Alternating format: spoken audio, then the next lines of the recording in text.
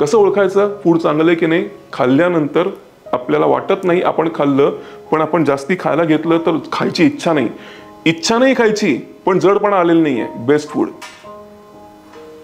खाल्लंय पण 2 तासात भूक लागली, बेस्ट फूड.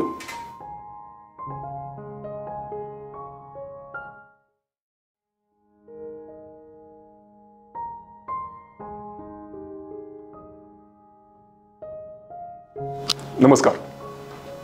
आजचा जो विषय आहे ज्याच्याबद्दल आपण बोलणार आहे त्याच्याबद्दल आपण खूप काही ऐकतो, खूप काही सांगतो. बऱ्याच वेळेला असं आपल्याला कळतं की याविषयी खूप मतं आहेत, पण आपल्याला त्यातलं नक्की कुठलं घ्यावं? काय फूड, काय हेल्थ, कसं हेल्दी राहायचं? हेल्दी राहण्यासाठी एक्सरसाइज महत्त्वाचा आहे, डाएट, सलाड, का फक्त हेल्दी राहण्यासाठी हॅपी माइंड महत्त्वाचं आहे? खूप सारी मतं आहे. आज मला जे तुम्हाला सांगायचं आहे सिरियस बिझनेस, जे कोणीही नाही सांगणार ते मला तुम्हाला सांगायचं आहे. कारण न्यूट्रिशन व्हॅल्यू किंवा फायबरस फूड याच्याबद्दल बरेच सारे चॅनल्स आहेत जे तुम्हाला माहिती देऊ शकतात. खूप सारे डॉक्टर्स आहेत जे याच्याबद्दल तुम्हाला सांगू शकतात. पण मला जे तुम्हाला आज सांगायचं आहे, जे तुमच्या पुढे मांडायचं आहे, जे तुमच्याबरोबर शेअर करायचं आहे ते आहे की ज्याची माहिती फार कमी प्रमाणात अवेलेबल आहे, जवळजवळ नाही आहे.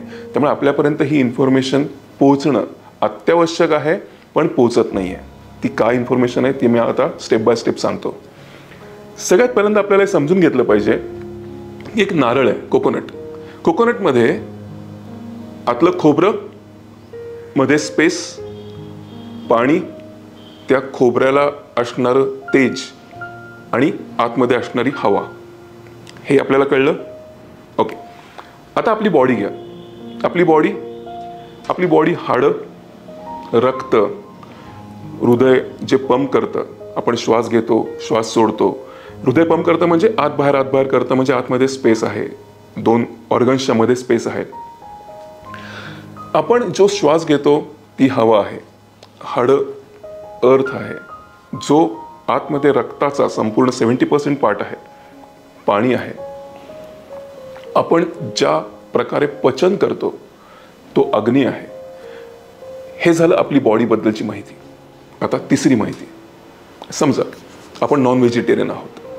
आपण जर कोंबडी समजा विषयात घेतली तर त्या कोंबडीमध्ये सुद्धा हाडं आहेत, त्या कोंबडीमध्ये सुद्धा तिचं रक्त आहे, तिचं हृदय आहे, ती पण श्वास घेते, तिचं सुद्धा तेच आहे.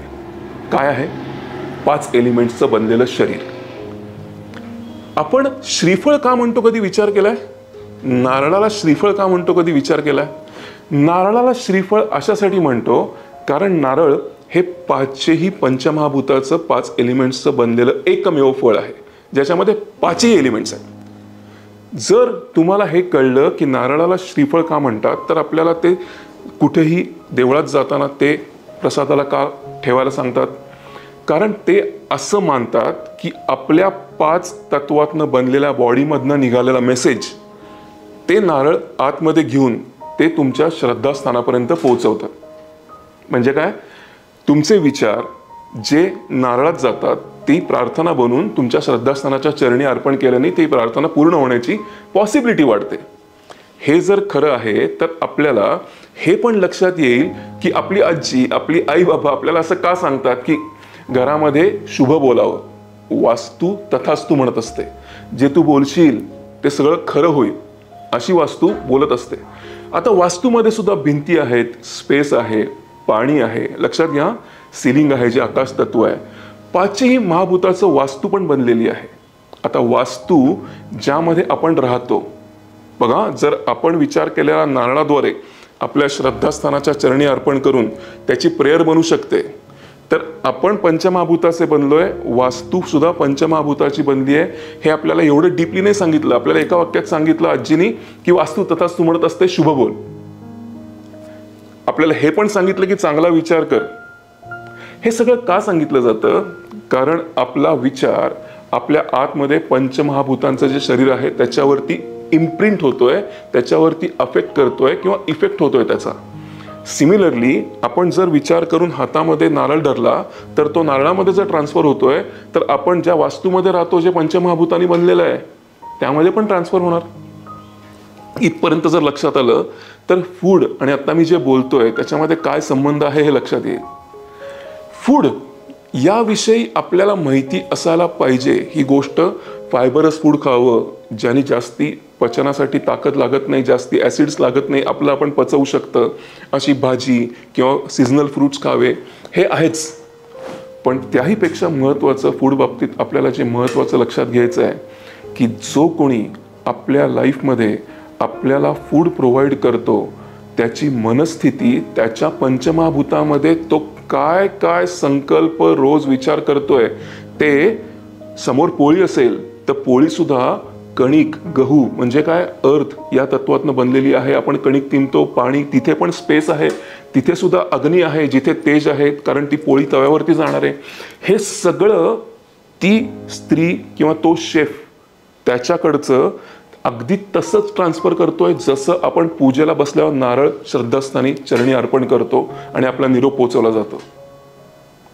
इथं फक्त फरक असा आहे, ते सगळं पंचमहाभूतांच्या शरीरामध्ये तो जो विचार करत राहिलेला आहे माणूस, ती आई, ती माऊली, ती पोळ्या करायला येणारी बाई जो विचार करते तो ती ट्रान्सफर करते अन्नात. आणि इथे फक्त फरक एवढाच आहे की ते तुमच्या पोटात जाणार आहे, श्रद्धास्थानाच्या चरणी नाही. You are what you eat चा अर्थ मला हे जेव्हा कळलं तो नव्याने कळला. तुम्ही ते असता जे तुम्ही खाता. म्हणजे काय, जे जे काही त्या अन्नात तुमच्या पोटापर्यंत अन्न पोचायच्या आधी कॅरी केलं गेलंय तसे तुम्ही बनता. जे तुम्ही खाता म्हणजे पोळी खाता आणि वेगळे दिसता, नॉनव्हेज खाता आणि वेगळे दिसता, आणि फळं खाल्ली तर वेगळे दिसतात असं नाही. फळं खाताना आपल्याला सीझनल फ्रूट हे का खायला सांगितलेत, कारण सीझनल फ्रूट ज्याच्या मला जेव्हा किंवा कोणाच्या घरी आपण जातो तेव्हा हातावर जर फळ दिलं आणि आपण जर फळ खाल्लं तर फळाचा गुणधर्म काय आहे, फळाचा गुणधर्म असा आहे. त्यामुळे तुमच्या घरी कोणी पूजनीय व्यक्ती आले, तुमचे गुरु आले तर ते सांगतात फक्त फळ द्या कापून. असं का सांगतात, कारण फळ हे संपूर्णपणे नेचरचं बनलेलं आहे, ते पॉझिटिव्हिटीने भरलेलं आहे. जोपर्यंत ते कुजत नाही तोपर्यंत कुठलेही निगेटिव्ह विचार फळ ऍक्सेप्टच नाही करत. त्यामुळे कोणाच्याही घरचं ज्यांना चालत नाही त्यांना सगळ्यांच्या घरची फळं चालतात. का, कारण त्याची ती गुणधर्म आहे, त्याच्यामध्ये सगळं नॅचरली ऑलरेडी एम्बेडेड आहे. त्याच्यामध्ये अजून काही तोपर्यंत घातलं जाऊ शकत नाही जोपर्यंत ते कुजायची, खराब व्हायची प्रक्रिया सुरू होत नाही. त्यामुळे खराब झालेलं फळ ते नाही खाणार, कारण त्याच्यामध्ये ते आहे जे त्यांच्या सात्विक वृत्तीला, गुरुसमान पूजनीय व्यक्तींच्या सात्विक वृत्तीला साजेसं नाही आहे, त्याचा त्यांना त्रास होऊ शकतो. मी मुद्दाम स्टेप बाय स्टेप जातोय, लक्षात घ्या. त्यामुळे आपण कधीही असा विचार केला की आपल्या संस्कृतीमध्ये स्त्रियांना लक्ष्मी मानलंय. काय बरं कारण असेल स्त्रियांना लक्ष्मी मानायचं? खूप कारण आहेत. घरातली स्त्री ज्या मूडमध्ये राहते तिला जर सगळ्यांकडनं लक्ष्मीला दिला जाणारा रिस्पेक्ट, किती स्त्रियांना खरंच लक्ष्मीमध्ये इंटरेस्ट आहे. किती स्त्रिया असं मूळतः म्हणतात की मला प्रचंड संपत्ती कमवायची आहे. नाही, पुरुषांना संपत्ती कमवायची आहे आणि पुरुषांना संपत्ती कमवायची आहे. त्यामुळे त्यांनी लक्ष्मीला दिलेला जो मान आहे तो मान सगळ्यात जास्ती दिला जाऊ शकतो पुरुषांच्या तुलनेत. कारण पुरुषांना प्रोग्रेस कार्ड हे पासबुक असतं, पुरुषांचं प्रोग्रेस कार्ड हे पासबुक असतं. त्यामुळे त्यांनी पुरुषांना काय नियम सांगितलाय की घरच्या स्त्रीला लक्ष्मीचा मान द्या. बर, लक्ष्मीचा मान पुरुषांनी दिल्यामुळे होतं काय, स्त्री रिस्पेक्ट रिसीव्ह करते, परिणामी ती खूप चांगल्या मूडमध्ये असते. परिणामी ती जेव्हा जेव्हा स्वयंपाकघरात वावर करते तेव्हा तेव्हा फूड जे बनतं ते खूप उत्तम एनर्जीनी बनतं, जे पुरुषांच्या पोटात जातं आणि पुरुषांची प्रोडक्टिव्हिटी वाढून खरंच लक्ष्मी घरात येण्यासाठी स्त्रियांचा चांगला मूड मान मिळाल्यामुळे मदत करतो. एवढी डीप आतमध्ये थॉट प्रोसेस आहे. स्त्रियांना जेव्हा मान मिळेनासा झाला तेव्हा त्यांनी ठरवलं की उमरा ओलांडायचा. पण अदरवाईज आत्ता जर स्त्रियांना चॉईस दिला तर त्यांना घर सांभाळण्यात सगळ्यात जास्त इंटरेस्ट असतो. विचारून बघा तुम्ही, लक्ष्मी ही जास्ती पूजनीय पुरुषांना आहे. स्त्रियांना कमी पूजनीय आहे असं नाही, पण पुरुषांना जास्ती पूजनीय आहे. कारण पुरुषांना पासबुक हे प्रोग्रेस कार्ड वाटतं. मला जो मुद्दा याच्यानंतर सांगायचा आहे तो असा की फूड रिलेटेड आपल्याला जर एक अशी माहिती पाहिजे ज्याच्यामुळे आपलं लाईफ खूप चांगलं होऊ शकतं तर ते मी 3 पॉईंट्समध्ये सांगू इच्छितो. सगळ्यात पहिला पॉईंट, जी व्यक्ती तुमच्यासाठी स्वयंपाक करते त्या व्यक्तीला जर ती पोळी करणारी स्वयंपाक करणारी बाई असेल आणि ती बाई घरी आली आणि विचारली, एवढा उशीर, अर्धा तासाला वाट बघते तुमची, एवढा उशीर कसा काय चालेल, आणि जर ती स्वयंपाकघरात गेली तर होऊ शकतं त्या दिवशी खाल्ल्यानंतर, त्या दिवशी आपण जेवल्यानंतर आपलं एका पोळीत किंवा 2 पोळीतच पोट भरेल. जे आपण रोज 5 पोळ्या 10 पोळ्या किती खातो असं नाही, आपलं कमीमध्ये पोट भरेल. याचा अर्थ काय? याचा अर्थ असा, तुमच्या आतमध्ये जे आहे आणि ते स्त्री ज्या मूडमध्ये स्वयंपाक बनवलाय ते त्याच्यानंतर आतमध्ये जी घालू इच्छिते ते बॉडी डिनाय करते.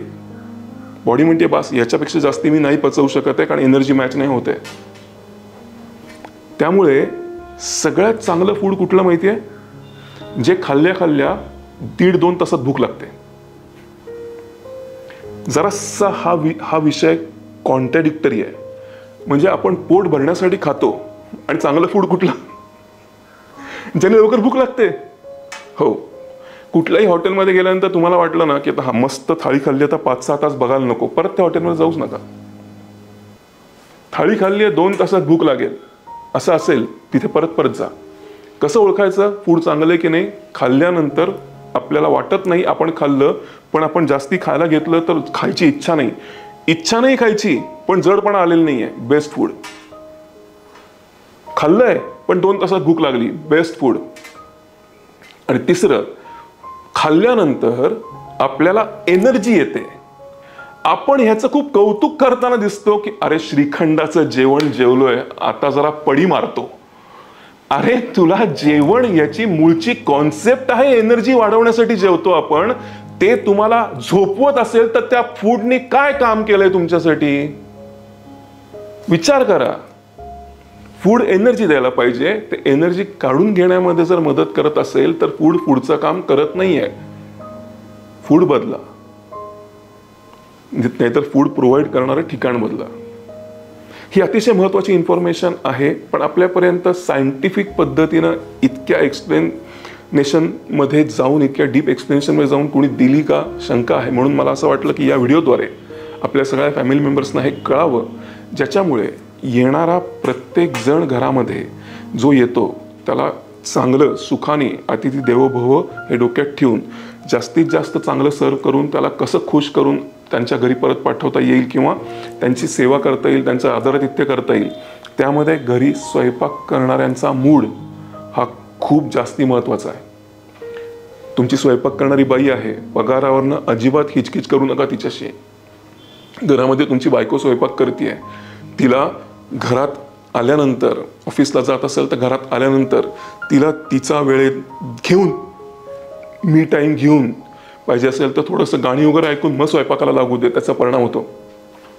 स्वयंपाकघरामध्ये समजा तुम्ही विष्णू सहस्रनाम, व्यंकटेश स्तोत्र, गणपती अथर्वशीर्ष, महालक्ष्मी अष्टक असे स्तोत्र लावले तर त्याचा वेगळा परिणाम होतो. ती स्त्री कुठल्याही विचारात न आली तरी हळूहळू ते ऐकण्यात गुंग होते. परिणामी आपल्या अन्न जे बनवलं जातं त्याच्यामध्ये तीच व्हायब्रेशन्स उतरतात.